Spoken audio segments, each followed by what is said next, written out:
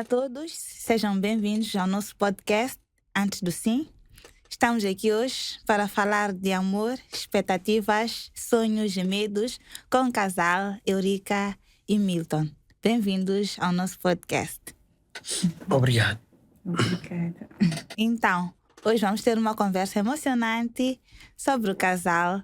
Queríamos saber, a priori, como é que se conheceram, qual foi o vosso trajeto até chegar a esse momento tão importante da vossa vida. Vamos começar.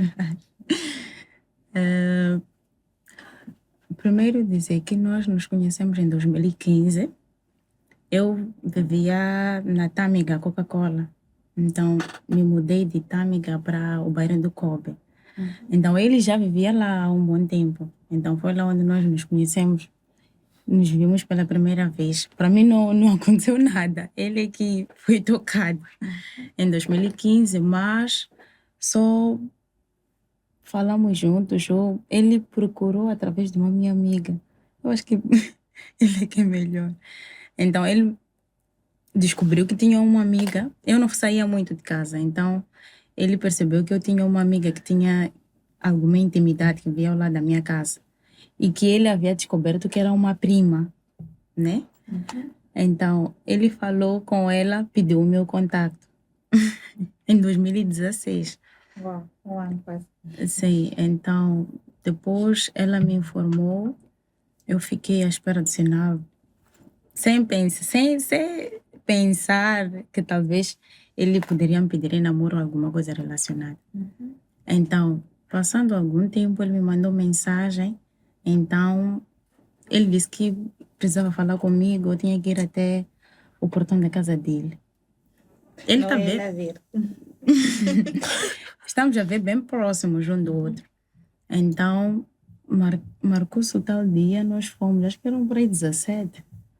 Então, me encontrei com ele no portão dele e ele me pediu em namoro. Acho que tinha 15 anos. Uau! E eu estou com 24. E quantos tinha? Tinha 16. 16. Temos diferença de um ano. Então, quando ele me pede namoro, na minha cabeça eu estava muito distante dessas coisas. Então, eu disse a ele que eu não esperava, eu precisava pensar. Só que quando eu saio, me encontro com esta minha amiga que me acompanhou até o portão de casa dele. Então, depois eu digo a ela que, sabe, aquele jovem todo aqui está pedindo namorar comigo. Como ela já tinha um namorado, então ela já conversava, sei lá o quê, já falava comigo sobre o namorado dela. Então, ela disse, então por que não aceitas aquele jovem? Eu disse, eu nem sei se aquele jovem reza ou alguma coisa relacionada. Então, ela disse, uma vez você disse que queria um namorado que rezava ou que fizesse alguma coisa. Aquele jovem reza. Eles até já passaram na minha rua a discutirem sobre religião ou não religião. Então, eu disse, tudo bem. Então, minutos depois, eu mandei mensagem para que ele voltasse a sair. Eu acho que passaram apenas uns 5 minutos. Então, ele voltou. Sério? Sim, ele saiu e eu disse que aceitava. No próprio dia, ele me pediu um beijo no primeiro dia. Naquele momento em que eu aceitei, eu disse, esse jovem, eu disse, estou já pedindo o quê? Então, ele percebeu que esta moça aqui parece estranha. Então, depois, eu voltei e ficamos a falar pelo telefone. Como eu não saía muito de casa, então ficamos só a falar ao telefone, falamos ao telefone. Nem nos víamos, só teclávamos. Vivendo perto um do outro, nem nos víamos, porque eu saía muito pouco. Então, eu acho que marcamos um encontro no ano seguinte, em 2017. Mas falávamos ao telefone, normalmente quase todos os dias. Teclávamos. Ele tinha muitas questões, eu estranhava. Eu acho que estava na 10ª. Ele tinha muitas questões. Quantos irmãos tu tens? O que gostas de comer? Então, para mim, uma pessoa que manda mensagem toda hora, liga toda hora, para mim ainda era muito novo. Então, esse jovem já estava a pensar em desistir. Então, esse jovem Estava a lhe incomodar. já está a me incomodar. Está a mandar mensagem toda hora, está a ligar toda hora, está a me perguntar coisas da minha casa. Na minha casa sempre fomos reservados. Ficamos sempre em casa e me perguntaram quantos irmãos tu tens, onde é que estás a estudar, o que é que estás a fazer. Para mim era muito complicado, era muito Parecia estranho. invasivo, né? Sim. há pouco tempo começamos a namorar porque eu disse sim, já estamos a fazer questões estranhas. Então, em 2017, acho que foi no dia 17 de fevereiro, né? Enquanto ele voltava da escola, ele estava no Instituto Comercial, eu estava na Machava Seed, estava a fazer a 11ª. Então, ele pediu com que... Eram 17, 18, à tardinha. Então, ele mandou mensagem para mim, começamos a teclar, depois eu tive uma ideia de sairmos e conversarmos fora da minha casa. Então, nós saímos, conversamos, ficamos ali fora. Então, eu acho que foi nesse dia que a ficha caiu um pouquinho na minha cabeça, tipo, já tenho namorado. 4 anos. Sim. Eu acho que foi isso. Então, depois desse dia, já as coisas aí começaram a fluir. Ele me acompanhava quase todos os dias. Ele me esperava na paragem. Então, muito distante da paragem. Ok. Então, ele sempre descia, quando voltasse do instituto, ele sempre descia, me esperava na paragem. E eu me encontrava com ele e caminhávamos para casa. Então, nossos encontros eram só esses. Porque depois de eu ficar de eu entrar em casa, eu não voltava a sair, nem no final de semana. Ok. Então, só nos encontrávamos à nossa volta da escola. Para Então, acompanhar sim, a casa. para me acompanhar. Outros dias ele voltava cedo e depois ele tinha que se trocar, voltar à paragem para vir me buscar. Então, nossos encontros sempre foram assim, lá no início, de 2017, acho que uns 2, 3 anos, né? Era só a volta da escola. Era muito difícil. Imagina. Recordo até uma vez que era minha data de aniversário. Ele sempre me convidava para sair, então eu não aceitava. Para mim era muito estranho, tipo, sair, me encontrar com ele. Então ele me ofereceu uns chinelos. Ele comprou um número, acho que era 37, enquanto eu calço 39. Então ele trouxe os 3 chinelos, eu disse, são muito pequenos. Então ele disse que eu precisava ir até a cidade com ele para nós podermos trocar os chinelos. Depois ele me disse que foi um truque que ele usou para que nós pudéssemos sair juntos. Para passear, é? Para passear. Eu acho que foi a nossa primeira saída, porque tínhamos que trocar os chinelos. Nossa. Milton, como percebeu que era a Eurica que queria namorar? Epá. E aí eu acho que eu percebi isso quando notei aquela dificuldade, né? Porque aquela fase nossa juvenil, né? Não é juvenil, aquilo é tipo Adolescência. criancice, adolescência, né? Eu em particular nunca fui muito, na verdade, assim, em namoros, não namoros, mas eu olhava para as meninas não com tanta dificuldade, né? Como se fosse algo normal, que fosse algo fácil, assim, né? Então eu acredito que foi Deus, a sabedoria, posso assim dizer, porque as coisas já eram diferentes quando se chegou na Eurica para vê-la. Eu recordo de uma vez que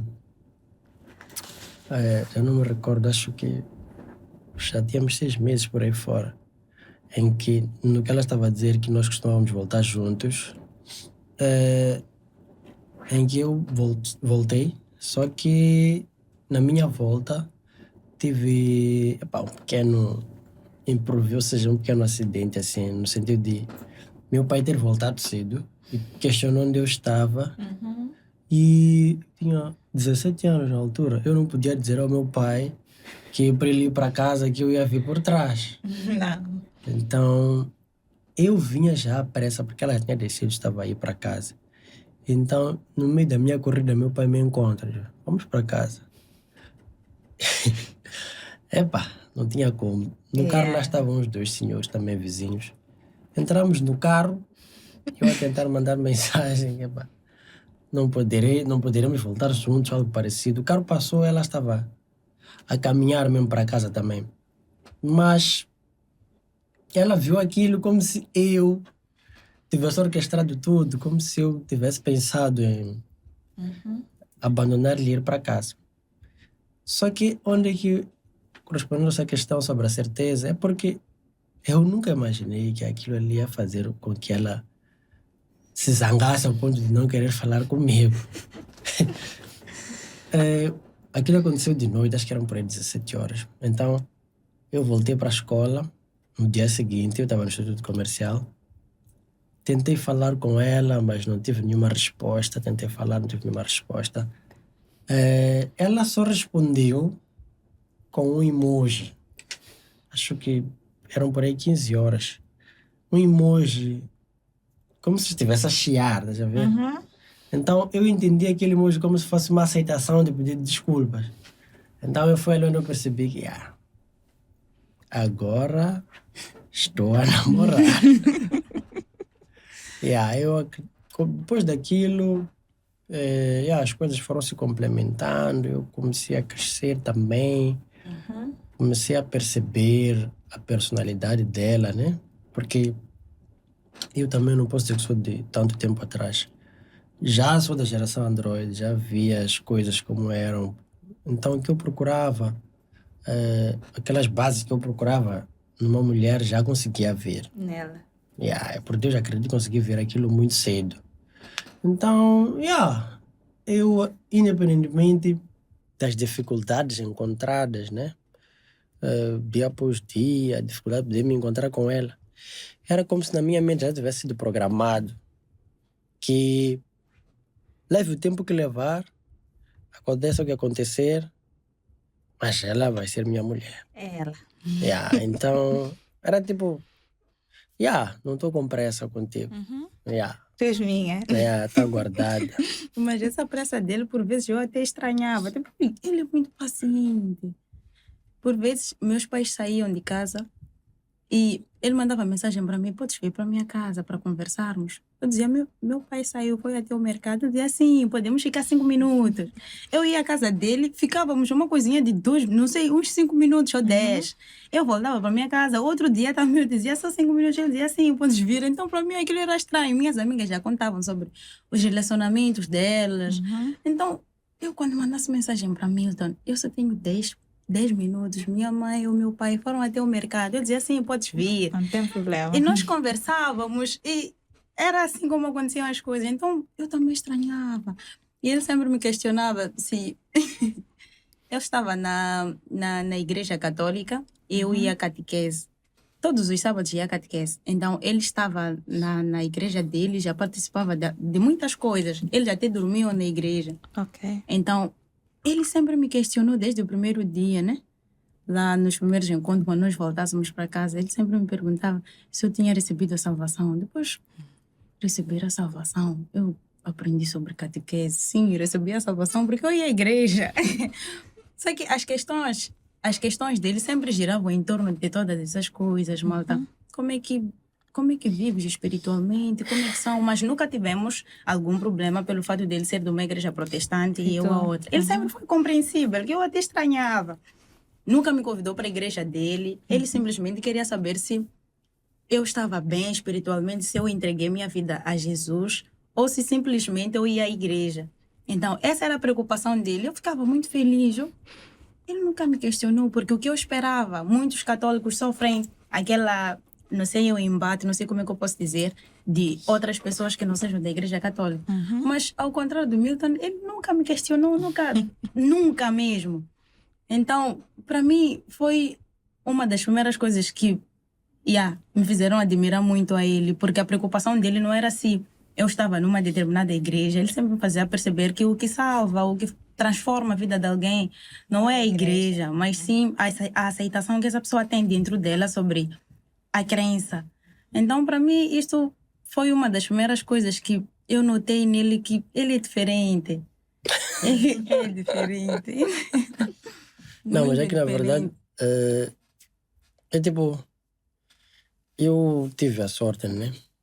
Aliás, tive a graça de entrar muito cedo para esse mundo espiritual. Então, tinha uma coisa que sempre batia na minha cabeça. Naquele tempo eu não trabalhava, né? Simplesmente estudava. Então, a maior parte do tempo, conforme ela estava a dizer, nós gastávamos o tempo na igreja. Então, eu senti algo que dizia assim, disse que existe o amor, não é? Mas, se nós formos a perceber, o amor é uma coisa muito acima de coisas que nós vemos. Se importa mais do que a carne, e o espírito, né? Sim. Então eu me questionei, se eu gosto dela, eu digo que lhe amo. Mas eu não sei se essa moça espiritualmente está bem ou não. E na nossa igreja sempre existe uma questão que eles sempre fazem. Se hoje fosse o último dia, entrarias no reino dos céus? Eu já estava bem, eu sei, eu entro. Mas agora eu não sei se a outra entra. Quero ir com ela. E os nossos pastores sempre dizem que, nós... como é que é? Eles tinham uma maneira de perguntar, tipo, se nós temos amigos e pessoas que nós não damos esta palavra, esta nova, é provável que Deus nos pergunte lá depois. Você foi dado à luz, agora não compartilhou por quê? Agora eu vi, não era uma amiga, uma pessoa qualquer, era minha namorada.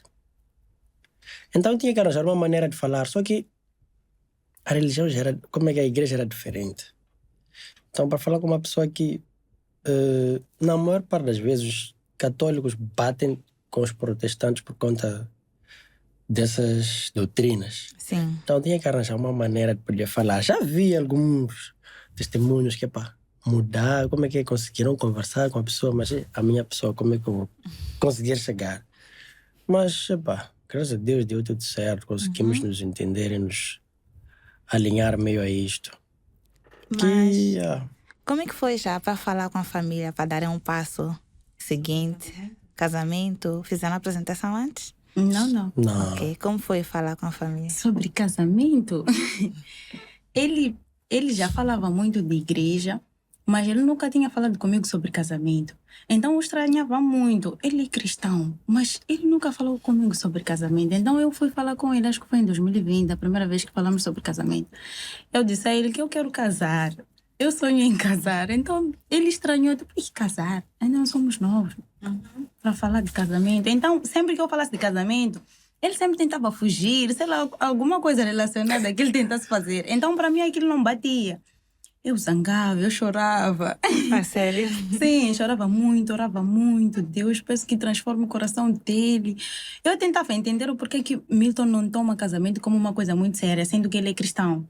Então, essa era a minha batalha diária. Sempre que me encontrasse com Milton, sempre que nós teclássemos, eu perguntava a ele sobre casamento. E ele sempre falava alguma coisa. Então, uma vez, nós tivemos um caderno. Então, eu escrevi como título casamento. Eu disse que era para ele escrever tudo o que ele achasse sobre casamento e depois eu ia escrever na outra parte tudo o que eu achasse sobre casamento. Só que, pelo incrível que pareça, naquela página que eu lhe dei para ele falar sobre casamento, ele falou exatamente as coisas que eu achava que ele não fosse falar.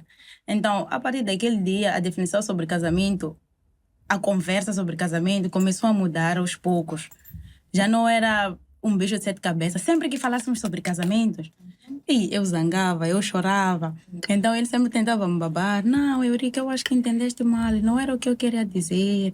E eu sempre me questionava, mas és cristão e mesmo assim, para ti casamento é uma coisa que pode acontecer em qualquer fase nossa. Você depois termos filhos. Enquanto que para mim já não tem nenhum sentido. Eu quero casar antes de ter filho e sair de casa com casamento. Então, aos poucos, as minhas orações foram resultando. E quando nós falamos de casamento, em 2000, nós tivemos uma viagem em Manhissa. Então, temos um lugar lá que sempre nós íamos, visitávamos. Tem uma espécie de mar, assim. Então, sempre íamos para lá, orávamos juntos. E nós dizíamos, próximo ano vamos voltar casados. Próximo ano vamos voltar casados. Eu acho que desde 2021, fomos em 2021, fomos em 2022 e nós estávamos casados. Então, era uma luta diária. As nossas coisas foram... A nossa convivência foi se tornando mais próxima um do outro. Criamos negócios juntos. A nossa vida financeira foi se juntando cada vez mais. Então, o casamento só falta no papel, mas todas as coisas que nós fazemos juntos, graças a Deus, é de nós dois. Eu recordo uma vez, quando estava a me preparar para o trabalho de fim do curso, eu tinha que viajar porque eu escrevi algo relacionado à terra natal dos meus pais, que é o Moinho, em Nhambane. Então, eu não podia ir sozinho. Como é que eu ia fazer trabalho de fim do curso? Então, nós fomos juntos e ele ficou em Machixe e eu fui fazer o trabalho de fim do curso, sozinha. Eu acho que é só subir um chapa até onde eu ia. Então, eu fui fazer o trabalho de fim do curso e voltei e ele veio me visitar. Então, viajamos juntos. Ele ficou à minha espera e depois que eu terminei o trabalho de fim do curso, ele veio me visitar. Chegou a hora de nós voltarmos também. Subimos o carro e voltamos juntos.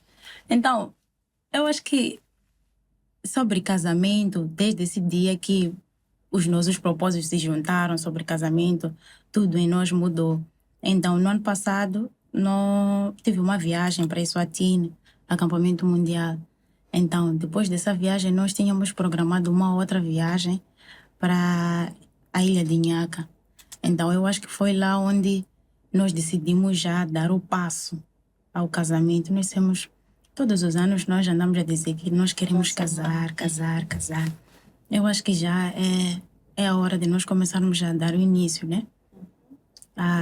Ao que nós tanto queremos, essa conquista que nós queremos. E nós tínhamos sempre uma base, que nós não queremos casar, nós temos que preparar todas as coisas, diferentes de certos casais. Eu acho que é o normal, né? De muitos casais que depois de casamento é que começam a se preparar, vivem cá dos sogros, depois começam a se preparar. Então, nós sempre pensamos diferente. Tivemos negócios juntos, adquirimos alguns bens materiais juntos. Então, para a nossa oração diária, que era Deus, estamos a pedir casar, nós acabamos entendendo que todos os bens materiais que nós conseguimos alcançar até agora era para que nos ajudassem a casar. Então, nós decidimos casar, decidimos que depois da nossa volta, eu acho que foi em outubro, nós tínhamos que organizar as coisas. Então, nós tínhamos programado primeiro que nós íamos graduar juntos. Ele entrou primeiro na faculdade e eu entrei um ano depois. Então, ele já tinha terminado e só faltava fazer o trabalho de fim do curso e eu também já estava a fazer trabalho de fim do curso. A nossa ideia era graduarmos em simultâneo. Só que depois, como nós tínhamos plano de casar, nós vimos que as coisas não iam bater. Os custos, sim. E na minha casa não iam aceitar Eurica casar sem antes terminar o curso. Então, priorizamos a minha graduação e ele disse, não, então vamos aguardar, eu não vou graduar agora. Então, fiz a minha festa de graduação e ele não tinha como aparecer na minha casa, não tinha como vir para a minha casa. Então, eu me questionei, será que eu preciso fazer esta festa de graduação? A pessoa com quem eu partilhei os piores dias, os melhores dias, não pode estar. Não estará na minha festa. Então, eu conversei com ele, ele disse, não, vamos fazer a festa de graduação, vamos fazer todas as coisas como nós pensamos, porque para podermos casar, tu precisas desta forma, como se fosse despedida para os papás. Então, organizamos a festa de graduação e ele até nem esteve no bairro. Ele teve que sair do bairro. A sério? Teve que sair do bairro. Mandei mensagem para ele, declarávamos, mas ele me trouxe o buquê. Então, de uma certa forma, ele sempre esteve ali. Ele só não estava fisicamente, mas em todo o processo ele esteve ali. Então, tivemos que sacrificar. Ele teve que sacrificar a graduação dele. Sim.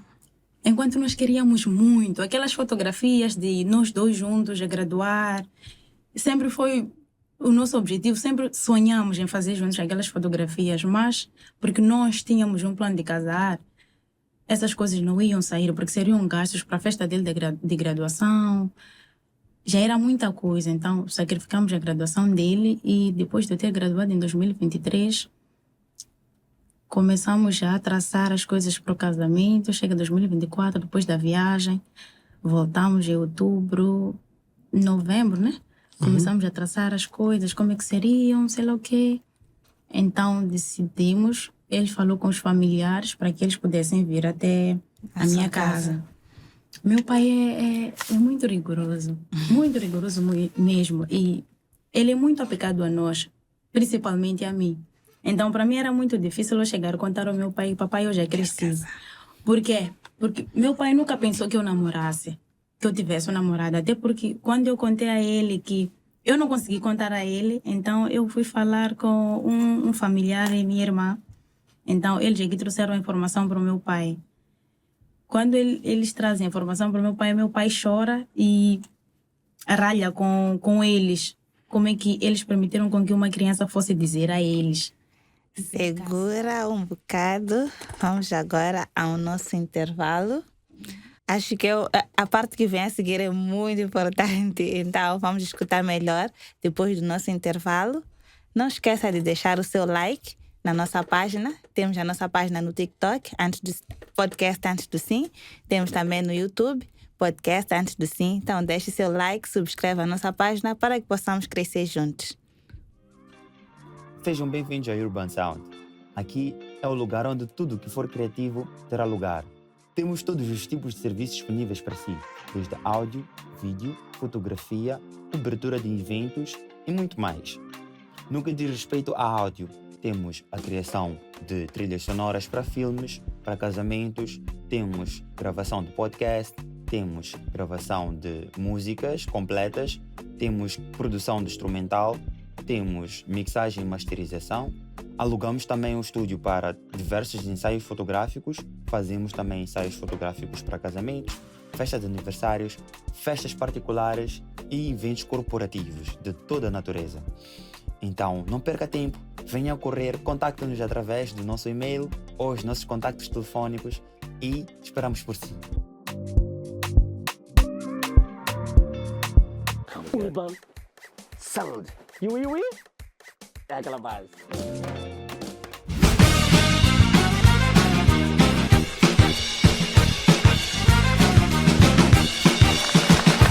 Bem-vindos de volta ao nosso podcast e vamos continuar a ouvir o nosso casal sobre como foi o processo de casamento até aqui. Por favor. Sim, eu dizia, depois de ter contado ao meu pai sobre casamento, de primeira ele não mostrou aceitação. Ele negou e acabou até criticando os meus irmãos que vieram contar a ele. Porque que eles aceitaram com que eu me casasse, eu acabava de graduar, acabava de trabalhar, começar a trabalhar. Então, para ele ainda era muito cedo. Os sonhos dele na minha vida eram outros em relação ao que eu sonhava para a minha vida. Então, ele nega de receber os familiares dele em dezembro.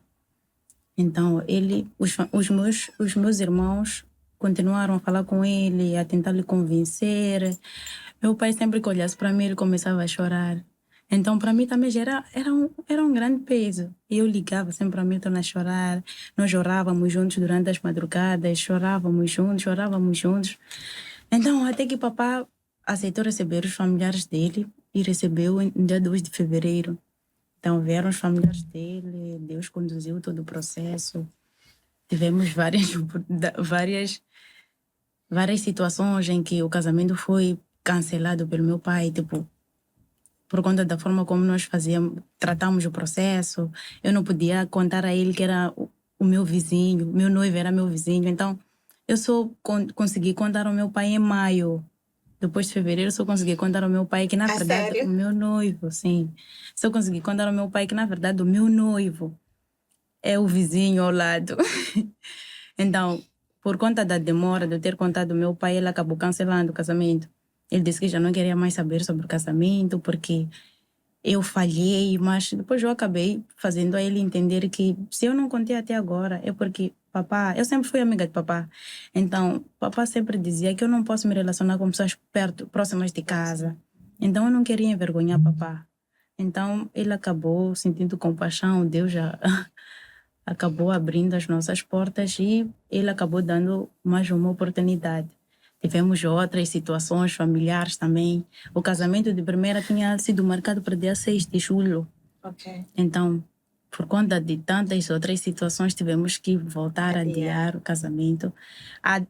O meu pai adia não para os familiares dele. Ele informa simplesmente a nós em casa que ele já não quer mais saber de casamento. Então, os meus irmãos, minha mãe, tentamos convencer papá, conversamos com ele. E nós percebemos que era por conta de como nós estávamos a tratar o processo, mas tinha que ser desse jeito para ele poder aceitar. Então, as coisas começaram a dar certo e graças a Deus estamos aqui, faltando só 2 semanas para o nosso casamento. Ótimo. 2 semanas mesmo. Falta pouco. Mas como está a ser os preparativos além constrangimentos que houveram na família? Como tem sido? A outra parte da família, a família do Milton, tem apoiado? A minha família, numa primeira fase, também entrou em atrito com a família da Eurica por conta da maneira que se organizam eventos, né? Em casa nós temos uma maneira de organizar eventos de uma forma mais alargada, né? Um pouco descontrolada.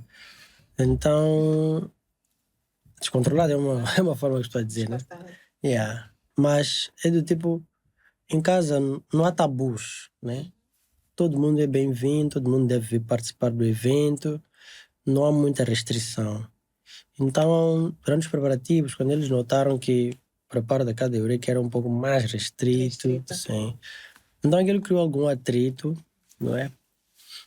Mas, olha aqui, por incrível que pareça, Deus abriu portas de modo que fosse amolecendo o coração de cada um, de todos os intervenientes, até que acabaram aceitando.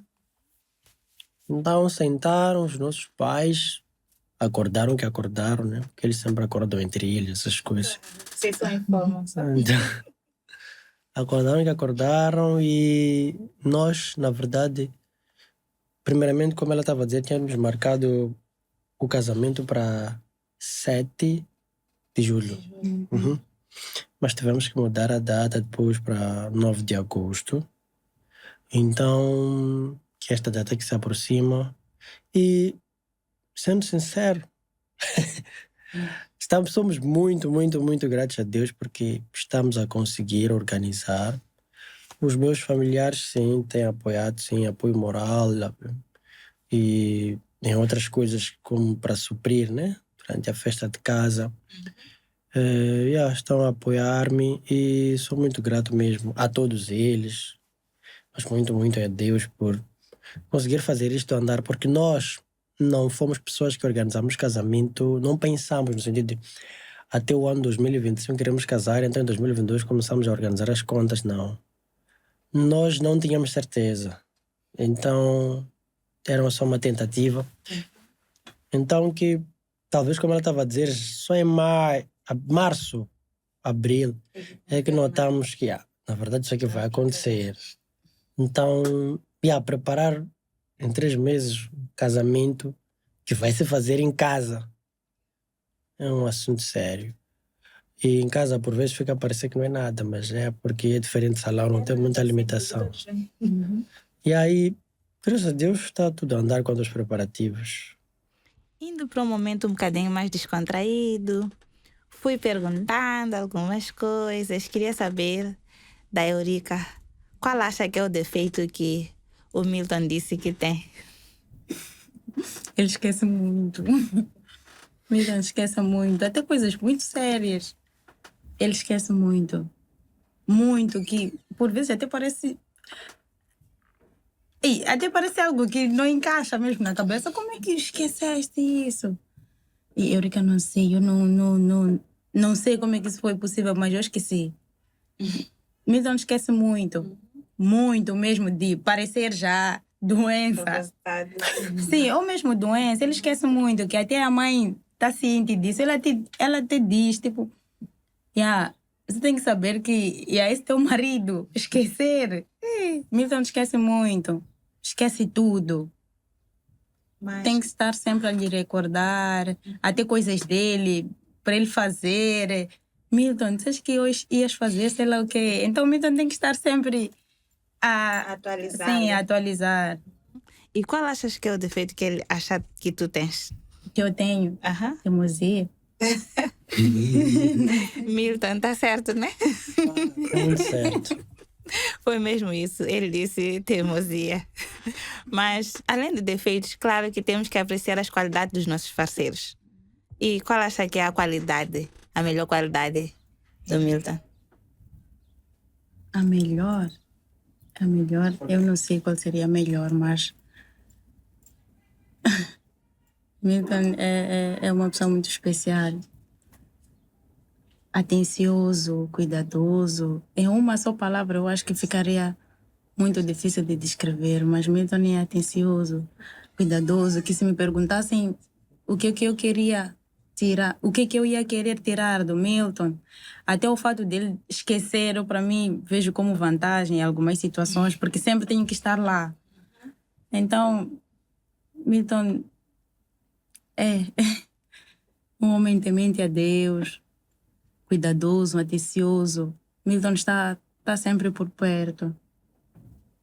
Obrigada. Milton, a qualidade que aprecias nele. Epa. Eu acho que... Aliás, eu tenho certeza que como varão, né? Eu busco pilares, né?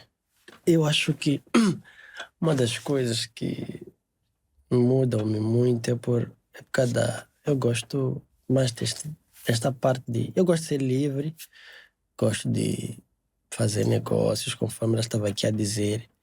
E o que me deixa bem é uma coisa que carece muito de confiança, fidelidade.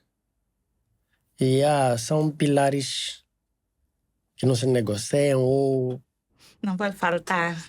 E É são indispensável. coisas por vezes que eu acho que não se cultivam, é personalidade, percebe? Então por isso que eu costumo sempre descrevê-la como esperança, né? Porque eu acho isso, eu lhe acho esperança porque só o trabalho, essas coisas, são coisas que a pessoa tem de confiar muito em ti. E eu sempre, já notei umas vezes, já estive em uma situação bem crítica, não é? E quando a pessoa te diz que vai ficar tudo bem, as coisas ficam. É uma coisa, eu não sei se dizer se é pequeno, é grande, mas é uma coisa que muda muita coisa. Então, ela tem várias qualidades, mas a que mais me motiva é o fato de eu saber que ela simboliza para mim uma esperança e que, não preciso ficar com dúvida de dormir com o olho aberto. Mas e depois do sim? O que esperam depois do dia do casamento? Mais amizade, né? Eu e Milton somos muito amigos. Acabamos nos afastando de todos os amigos que nós carregávamos lá antes de nos conhecermos. E agora ficamos apenas nós dois. É por isso que o nosso casamento, nós dois é que estamos a traçar, nós é que desenhamos e nós é que estamos a fazer com que aconteça exatamente aquilo que nós desenhamos. E eu acho que isso aí é uma graça de Deus, porque não estamos a contar com nenhum amigo próximo de opiniões. E tivemos a graça também de ter padrinhos que nos compreendem, né? O fato de a minha família ser um pouco mais reservada, os padrinhos também foram compreensíveis. Quando foram ter com eles, logo de primeira perceberam que mas esses aqui não estão a mentir, as coisas devem ser feitas do jeito como eles traçaram. Porque nós já estávamos cientes de como as coisas devem ser feitas por conta da diferença dos familiares, das famílias, sim. Então, pela graça de Deus, todas as coisas estão a andar como nós queremos, como nós oramos e pedimos a Deus. E estamos a contar só com o outro. Eu também, eu espero muita amizade, muito perdão. Porque eu acho que é a base de tudo, né? Nós somos humanos, eu em particular posso ser a definição de erro, e se estamos hoje até aqui, é porque ela já perdoou. Perdão por vezes, né? Por conta né, de coisas assim, tipo traição, não sei o quê, mas é porque há certas coisas que nós fazemos, certas condutas que levam à dúvida e que só decidindo esquecer isso aí, seguir em frente, que as coisas continuam. Então, eu espero isso, porque nós vamos passar por uma fase nova, a qual eu não sei o que é que vem lá. É uma nova escola. E lá, como dizem, não temos como, se eu me chatear com ela, voltar para casa de papai ou de mamãe. Então, se estragou, tem que se limpar. Tem Então, que se limpar. espero muita sabedoria lá. Não há que colocar debaixo do tapete. Eu queria fazer é que vamos colocar no vídeo, sim, mas daqui a 10 anos eu ia gostar de vos ver a espreitarem lá. O que a Eurica diria ao Milton daqui a 10 anos? Talvez já sendo pai, esposo, profissional. O que diria para ele? O que eu diria? Que, como pai, né? Que ele é um pai cuidadoso, presente e temente a Deus. Eu acho que isso é que muda toda a nossa história e todas as coisas em nós. Porque se ele tem essa capacidade de confiar de olhos fechados, é porque sabe que a Eurica tem alguma base. E se eu tenho a capacidade de confiar de olhos fechados, é porque eu sei que Milton tem alguma base. Não é ele errar comigo, mas ele irá com o Deus dele também. Eu acho que é isso. Daqui a 10 anos, estou a olhar para a Eurica. Eu acho que responder essa questão é um pouco difícil, porque é um pouco amplo, né? É um pouco amplo, mas eu pretendo dizer-lhe daqui a 10 anos que apenas passou um mês em que estamos juntos e espero que por mais anos continuamos a reforçar, né? Ou cuidar um do outro e eu, se Deus me der vida, sempre e sempre estarei aqui. Não pode deixar, né? Tipo, a situação ou aquelas coisas que os olhos veem taparem aquilo que eu sinto, o meu compromisso com ela. O compromisso sempre estará aqui. Não posso fechar um podcast antes do 5 sem deixar em declaração, por favor. Essa é para agora. Declaração tem que ser tipo... Para agora. O quão gostas dela, o quão gostas de ter ela por perto. Ok, já percebi. Manter o cabulo aqui. Mas eu acho que eu gosto muito de ti. Te admiro muito. Por vezes a preocupação que tens parece pesada, mas essa preocupação a qual Deus me entregou, que tem me mantido firme, e acredito que tem me salvado de muita coisa. Então, quero tentar cumprir com aquela palavra que diz de tornar a menina dos meus olhos. Acho isso. Bom, primeiro dizer que te amo muito. És a minha escolha diária. E eu sei que estarás comigo todos os dias. Estarás ao meu lado todos os dias. E te agradecer por cumprir cada promessa que me fez. Ainda eu sei pequena, aos meus 16 anos, que sempre me trataria diferente. Isso nunca passou pela minha cabeça. E toda vez eu me recordo que Milton uma vez me disse que ia me tratar diferente. E hoje estou com 24 anos e tem me tratado diferente todos os dias. Então dizer que te amo muito e te admiro bastante.